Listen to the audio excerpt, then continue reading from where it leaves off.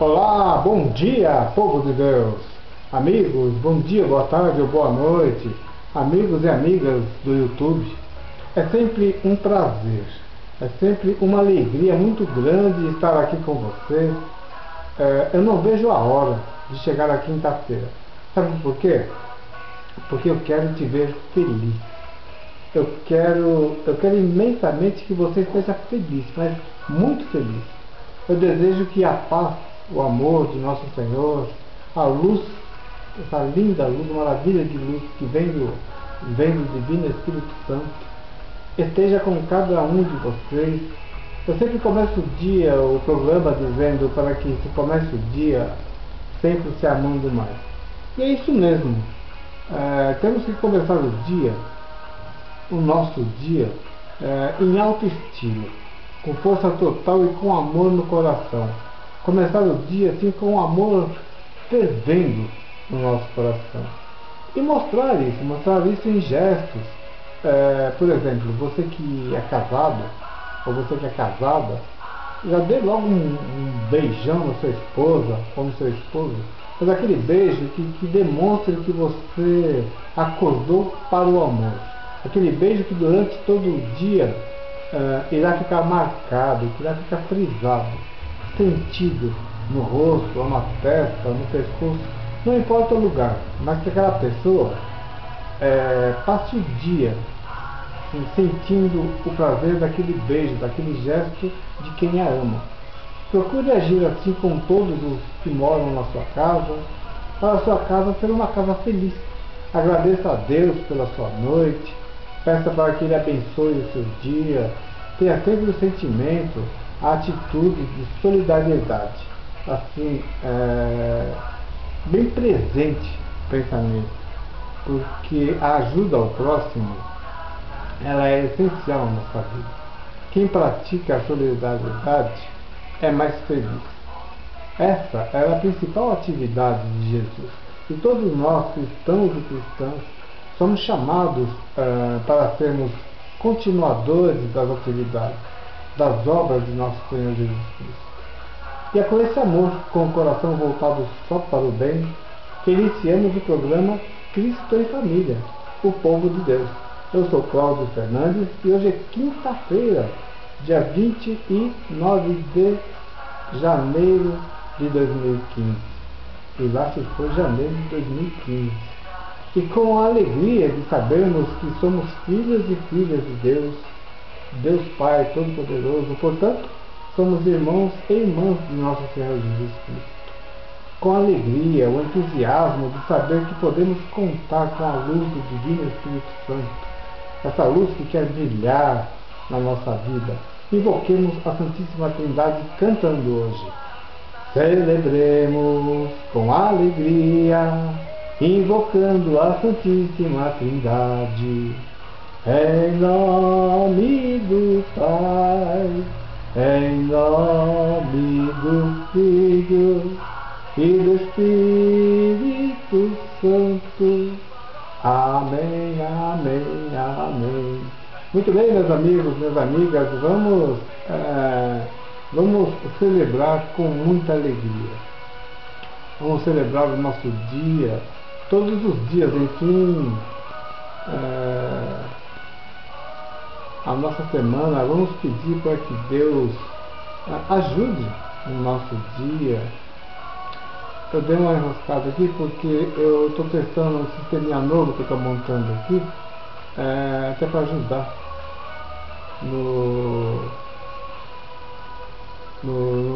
na confecção do nosso programa. Então é um sisteminha meio novo, né? Não está testado ainda, não deu tempo de testar. Mas como eu dizia, vamos celebrar todos os dias, enfim, vamos celebrar a vida. A vida, ela é um dom. A vida, ela é dada por Deus. A primeira vida foi dada por Deus e todas as vidas, elas vêm de um dom que vem de Deus.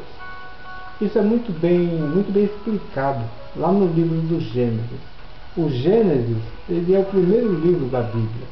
E lá conta-se a história da criação do mundo, da criação do homem. Portanto, não há nada mais importante que a vida. O próprio Jesus Cristo veio e nos falou: eu sou o caminho, a verdade e a vida. Está lá no Evangelho de João, capítulo 14, versículo 6. Estar com Jesus é estar vivo, mas não é vivo. Estar com Jesus é estar vivo, vivo para o amor, vivo para ajudar quem precisa, vivo para solidarizar com o próximo. Atitudes primárias de Jesus, atitudes que devemos ter pela fé. A fé, preste bem atenção no que eu vou dizer, a fé é algo extraordinário. É impossível conter a fé, a força da fé. É impossível conter a força da fé, como é impossível reter a luz, esconder a luz. Você já tentou esconder a luz? Uma luminosidade? Ela escapa por uma mínima pena, um minúsculo espaço, ela consegue transpor. Também não é possível vencer uma verdade com uma mentira. É por isso que Jesus nos afirma: quem é que traz uma lâmpada para colocá-la debaixo de um caixote ou debaixo da cama? Saibam que a luz que precisa brilhar em nossos dias é a da misericórdia, é a luz da esperança, da fé.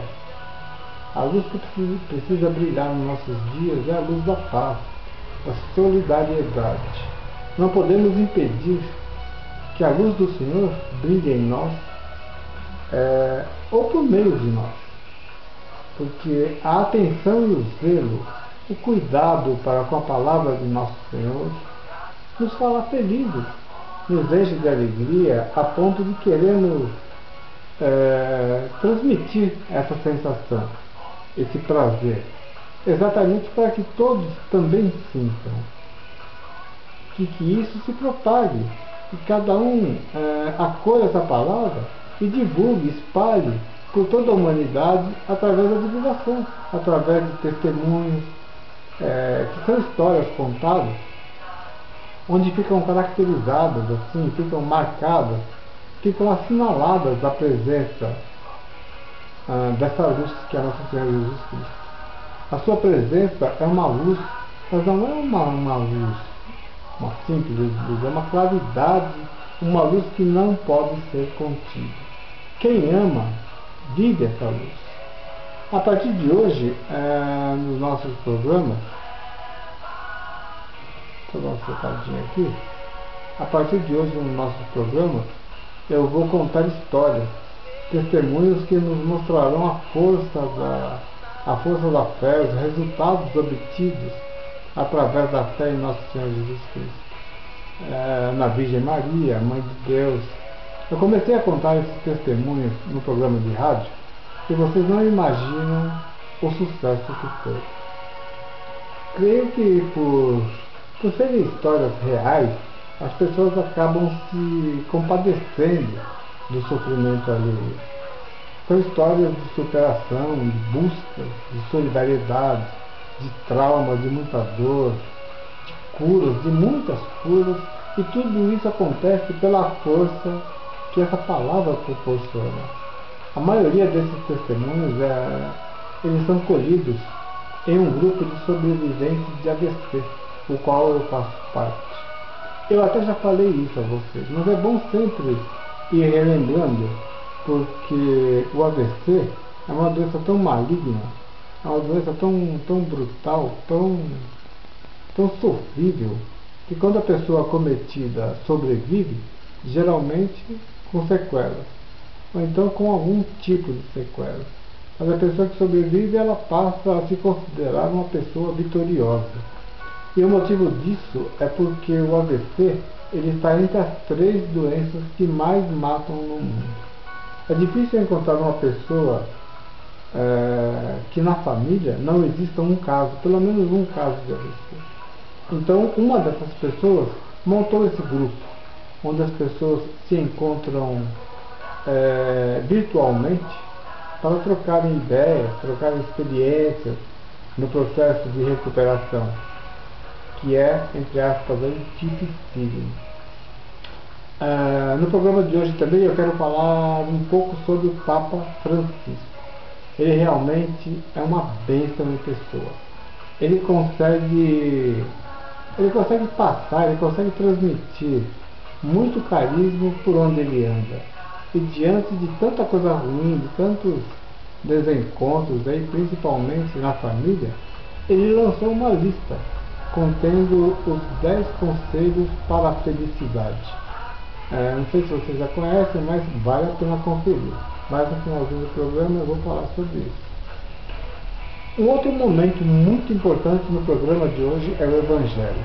O Evangelho é de Marcos 4, 21 a 25. Quem quiser já preparar sua Bíblia, Marcos 4, capítulo 4, versículos de 21 a 25. Onde Jesus nos diz que com a mesma medida que medirmos, nós também seremos medidos. Eu vou dar um exemplo. Vocês devem estar ouvindo aí, são trovões aí que vai chover. Mas se uma pessoa pensa algum mal para outra pessoa, se uma pessoa planeja algo de mal, de ruim para outra pessoa, esse mal vai voltar. E isso acontece não é porque Deus é ruim ou ele é vingativo. Acaba acontecendo porque a pessoa está infringindo uma lei, a lei do amor. É por essas e outras que ele nos diz, lá em Mateus 26, 41, vigiem e rezem sem cessar, para não caírem na tentação, porque o espírito está pronto, mas a carne é fraca. Precisamos ter Jesus na mente, mas assim, durante todo o tempo, porque uma decisão errada, às vezes um segundo pode pôr tudo a perder. O mais certo mesmo, o mais correto é confiar em Jesus, mas assim, confiar tendo a certeza que o impossível é nós, ele faz acontecer. Precisamos acreditar em tudo que Deus nos diz através dos profetas, através de Jesus Cristo, e não só acreditarmos, mas tentarmos pôr em prática na nossa vida, no nosso dia a dia, na nossa família, colocar em prática todos esses ensinamentos. É claro, é lógico, é evidente que nós não iremos conseguir seguir a risca, seguir direitinho esses ensinamentos, porque nós somos humanos, portanto somos pecadores, temos nossas vontades. A Bíblia também não é uma receita de bolo. Muita gente diz assim, nossa, mas ele é padre e foi capaz de fazer isso? Ou então diz assim, nossa, mas o rapaz é pastor, vive pregando, como é que foi capaz de fazer uma coisa dessa? Olha, gente, o único que conseguiu realizar tudo conforme a palavra de Deus foi Jesus Cristo. Esse sim, e é por isso que Deus nos diz, abre aspas, esse é o meu filho amado, que muito me agrada, fecha aspas. Isso está lá em Mateus 3,17. Então ele disse isso porque Jesus cumpriu tudo o que ele veio fazer na terra. Ele tinha noção, ele tinha sabedoria das escrituras, sabia tudo o que ia acontecer com ele, e mesmo assim ele cumpriu tudo exatamente conforme o Pai tinha mandado. Não adianta, porque nós não iremos conseguir seguir tudo, mas o máximo que conseguirmos colocar em prática, isso sim resolve. Chegarmos ao ponto de abrir mão da nossa vontade para realizar, para fazer assim a vontade de Deus, e isso resolve. E isso sendo feito de coração, isso sendo feito por amor a Deus, ele verá essa atitude, ele verá que a pessoa está se esforçando para servi-lo. Então ele promoverá mais bênçãos sobre esse filho ou sobre essa filha. Precisamos acreditar na intercessão de Maria, a mãe de Jesus, porque quando a mãe pede, o filho atende. Você conhece a história das bodas de Caná? Existe muita gente que não acredita no poder de Maria, que não acredita na força de Maria, a mãe de Jesus. Nada contra, porque cada pessoa acredita e tem fé naquilo que quiser. Mas como esse nosso programa tem como objetivo de procurar fortalecer a família a partir de conceitos bíblicos, a história da boda de Caná é um maravilhoso exemplo. Essa narrativa, essa história das bodas está no Evangelho de João, capítulo 2, versículos de 1 a 11.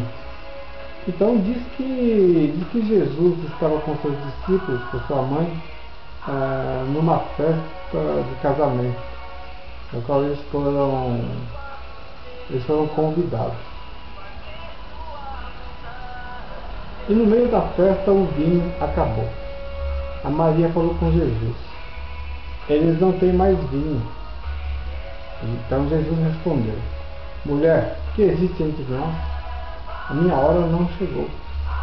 Então Maria disse aos que estavam servindo: faça tudo o que ele vos disser. Ali na casa onde eles estava acontecendo a festa, havia 6 potes de 100 litros cada um, que eram usados para a purificação dos judeus. Era o ritual deles naquela época. Então Jesus mandou que eles enchessem de água e levassem até o dono da festa. Eles encheram, e quando chegaram até o dono da festa, a água tinha se transformado em vinho. E a festa continuou, e foi muita alegria. Esse foi o primeiro milagre de Jesus e foi realizado em Caná, na Galiléia. Agora, engana-se quem diz que Jesus Cristo é contra a bebida alcoólica, que Deus detesta a bebida alcoólica, se o primeiro milagre que Jesus realizou na sua vida foi fazendo vinho. Jesus ainda não tinha começado, ele não tinha se manifestado, ele não tinha começado a sua vida de curas, de milagres e tal, as suas atividades. Esse foi o primeiro. Olha o que o Eclesiástico, já um livro do Antigo Testamento, fala sobre o vinho, bebida daquela época.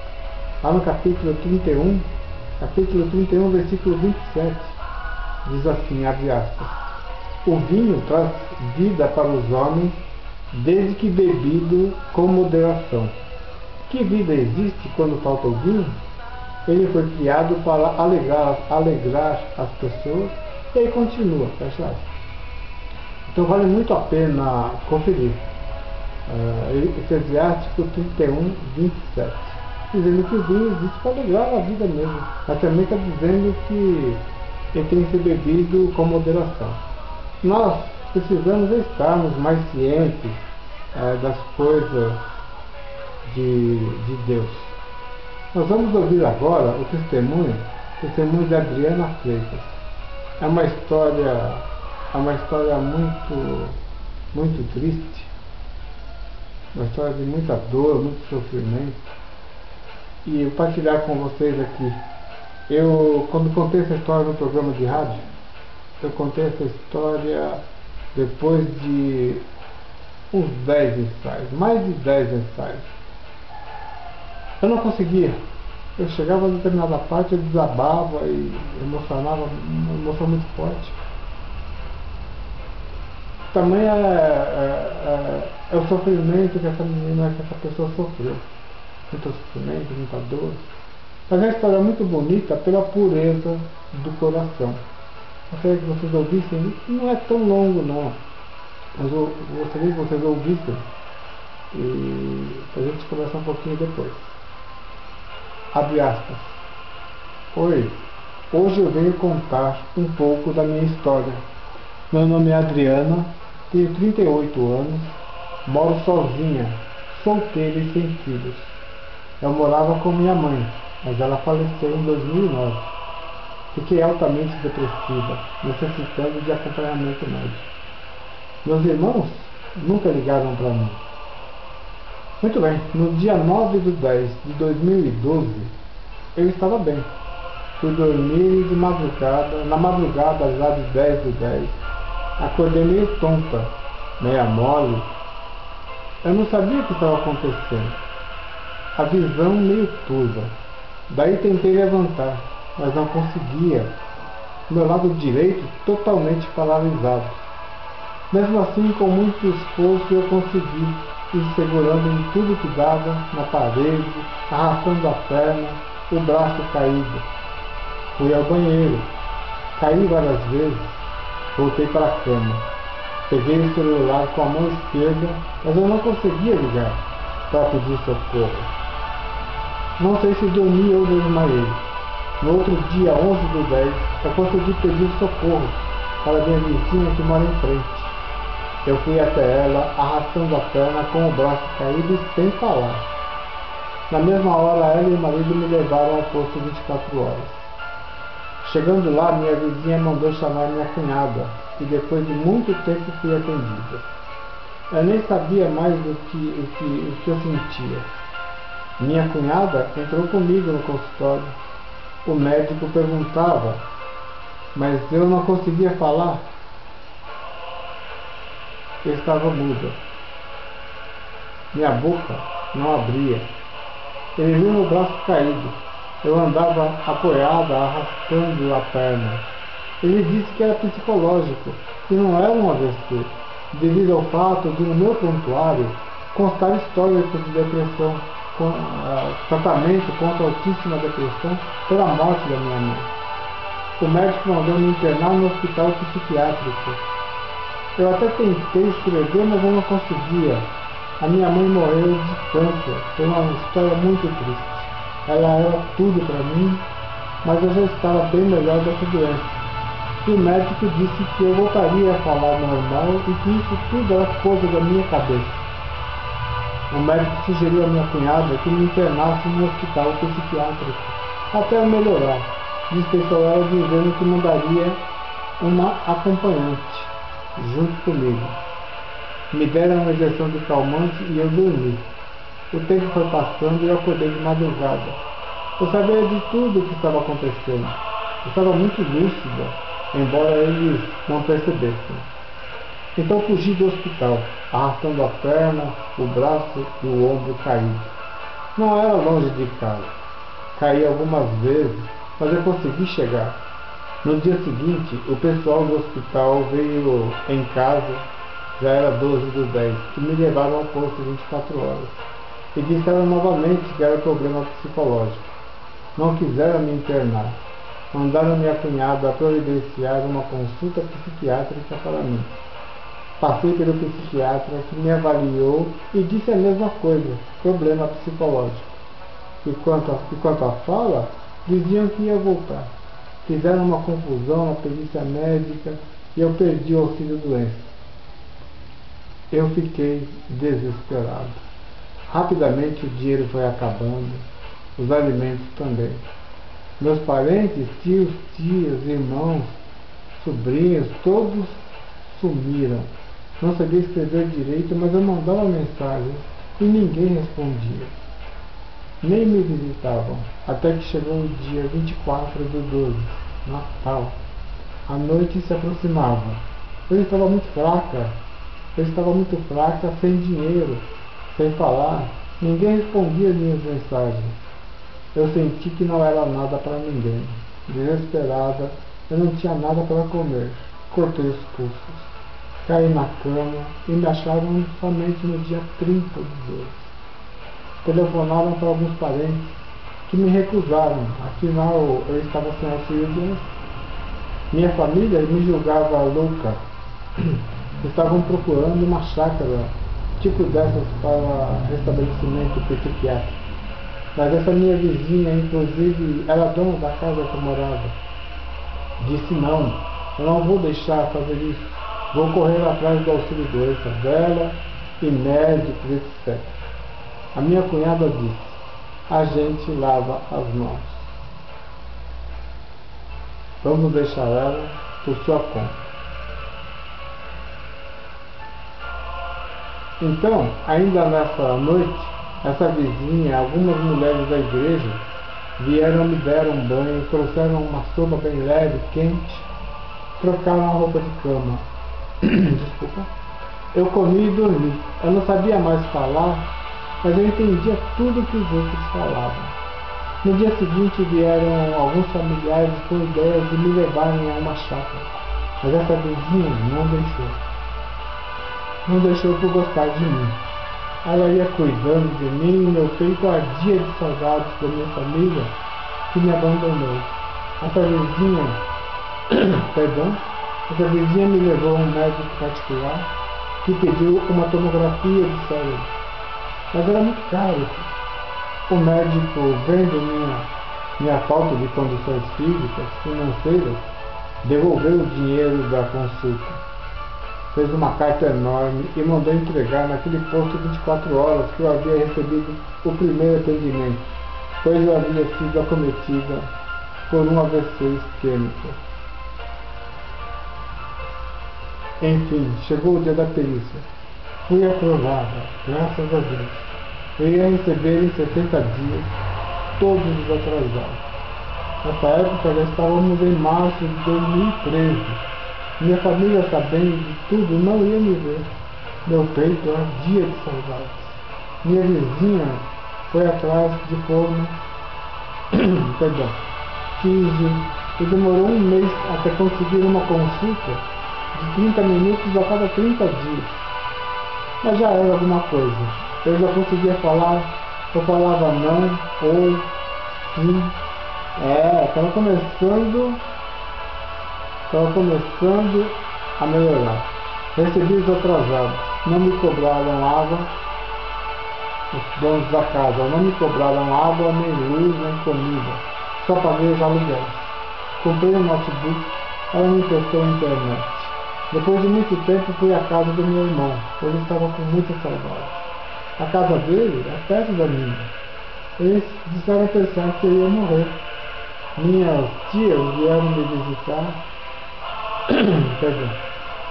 e disseram a mesma coisa. Hoje eu estou bem, fiz todos os exames e graças a Deus não tenho problema nenhum. Só anemia, devido à fraca alimentação que tive por um longo período. Eu não manco, sinto formigamento no lado direito do corpo. Mas eu faço tudo em casa, consigo falar com dificuldade, mas falo. Minha memória está ótima, lembro de tudo o que aconteceu comigo, de todas as pessoas envolvidas. Sempre vou na casa do meu irmão, eles me tratam muito bem, têm paciência comigo. Eu desespero por não falar normal, mas eu não sou feliz, eu só tenho a Deus. Eu sou feliz com Ele, pois Ele, Deus, não deixou eu morrer. Ele estava comigo o tempo todo. E colocou esses anjos para cuidarem de mim. E estão me curando. Está me curando, Deus. Meu nome é Adriano Aparecido de Freitas, Curitiba, Paraná. Fecha aspas. Olha, gente, eu gosto sempre de fazer algum comentário sobre testemunhos que eu leio, mas nesse caso aqui eu vou deixar que cada um de vocês analisem. Apenas eu vou dizer que é muito importante que ela diga no final. Eu estava feliz com Deus, porque sabe que durante todo o tempo Deus estava com ela, para não deixar ela morrer, e colocou anjos para cuidarem dela. E como eu disse no início do programa, a fé realmente é algo extraordinário. Sabe, vocês me desculpem aí as engasgadas no meio aí, mas está travado. Eu lido muito com isso, trabalho muito com testemunhos, histórias de superação. Eu tenho a minha própria história de superação pós-AVC, cadeira de rodas por quase 3 anos, clinicamente quase sem chance de voltar a andar, e nunca me responderam isso, etc. Sou um dos administradores desse grupo de AVC, de sobreviventes de AVC. Leio e comento várias histórias, mas a história igual essa da Adriana, fica até difícil de conter algumas lágrimas mesmo. E mais importante ainda porque a Adriana, a gente acabou se conhecendo, acabamos nos conhecendo, e hoje ela é minha esposa. Na época eu estava separado e era solteiro também. Então a gente, através do grupo, através da solidariedade, acabamos nos conhecendo Eu já por ter passado esse momento que ela estava sem falar, sem andar direito e tal, eu poderia ajudar. Eu fui lá para Curitiba, a gente acabou se conhecendo, conheci outras pessoas do grupo, a gente mantém contato sempre, então esse grupo de amigos é muito bacana por isso. A gente está sempre em contato com pessoas do Brasil inteiro. Eu vou contar programas mais à frente, como a gente acabou se relacionando. Mas como eu tinha prometido, os conselhos do Papa para a felicidade. Isso é uma maravilha. Vamos lá, o Papa lançou essa lista dos 10 conselhos pela visão do problema todo, tanta coisa ruim na vida. Então ele sentiu o momento de escrever essa carta. São 10 conselhos. Vamos ao primeiro conselho. Primeiro conselho do Papa Francisco para a felicidade. Viva e deixe viver. Cada um deveria ser guiado por esse princípio. Ele disse isso citando uma expressão similar. Ande para frente e deixe que os outros façam o mesmo. O segundo conselho do Papa Francisco para a felicidade. Doe-se aos outros. As pessoas deveriam ser mais abertas e generosas com as demais, porque isso as afastará de si mesmas, deixando de lado o egocentrismo, o pensar só em si. E água estagnada, água parada, fica podre. Terceiro conselho. Vá com calma na vida. O Papa, que costumava ensinar literatura, usou uma imagem de um romance rural argentino de Ricardo Guiraldi, no qual o protagonista, o personagem principal, Dom Segundo Sombra, relembra, né, o passado. Mas vamos aí ao quarto conselho do Papa Francisco para a felicidade. Um saudável senso de lazer. O Papa Francisco disse que o consumismo nos trouxe a ansiedade e que os pais devem reservar um tempo para brincar com seus filhos e desligarem a TV quando sentarem para comer. Olha que legal. Quinto conselho do Papa Francisco para a felicidade. Domingos deveriam ser feriados. As pessoas não deveriam trabalhar aos domingos, porque o domingo é para a família, disse ele. Sexto conselho. Encontrar maneiras inovadoras para criar postos de trabalho para os jovens. Precisamos ser criativos com os jovens. Se eles não tiverem oportunidades, entrarão no mundo das drogas e serão mais vulneráveis ao suicídio. Sétimo conselho. Respeito e cuidado para com a natureza. A degradação ambiental é um dos maiores desafios que temos, disse o Papa. Oitavo conselho do Papa Francisco para a felicidade. Deixe de ser negativo. Falar mal dos outros indica baixa autoestima. Isso quer dizer, eu me sinto tão mal que em vez de me levantar, vou colocar os outros para baixo. Abandonar a negatividade rapidamente é saudável, diz o Papa. Nono conselho. Respeite a crença dos outros. Podemos inspirar as pessoas por testemunhos, mas a pior coisa é o proselitismo religioso, que paralisa. A igreja cresce por atração e não por proselitismo. Proselitismo é querer convencer a todo custo uma pessoa à conversão. E o 10º e último conselho do Papa Francisco para a comunidade. Trabalhe para a paz. Estamos vivendo em uma época de muitas guerras e devemos lutar pela paz. A paz às vezes dá a impressão de ser calma, mas ela nunca é quieta. A paz é sempre proativa e dinâmica, disse o Papa. Está escurecendo aqui? Eu vou pedir para a minha assistente aqui dar acendida uma luz aqui. Por favor, Adriana. A Adriana não vai aparecer hoje, mas próximo programa ela vai aparecer sim. O Papa Francisco é realmente brilhante. Depois daquela maravilha da exortação apostólica, vocês leram, não? É importantíssimo ler, procurar entender, porque ela foi pensada e escrita com a ideia de renovação dentro da Igreja Católica. Inclusive eu mandei uma carta para o próprio Papa solicitando uma explicação de alguns trechos que eu não entendi. Pode parecer que é muito difícil, mas não é. Não tem nenhum bicho de 7 cabeças. A gente tem que confiar. E Jesus manda que a gente confie. Deixa eu dar uma avançadinha aqui, que hoje o programa está meio demorado, gente, mas eu achei muito bacana fazer isso. Nesse momento aqui eu convido a ouvir o Evangelho, seja de Marcos, capítulo 4, versículos de 21 a 25. Ouçamos. Naquele tempo, Jesus disse à multidão: quem é que traz uma lâmpada para colocá-la debaixo de um caixote ou debaixo da cama? Ao contrário, não a põe no candeeiro? Assim tudo que está escondido deverá tornar-se manifesto, e tudo que está em segredo deverá ser descoberto. Se alguém tem ouvidos para ouvir, ouça. Jesus dizia ainda: prestai atenção no que ouvis.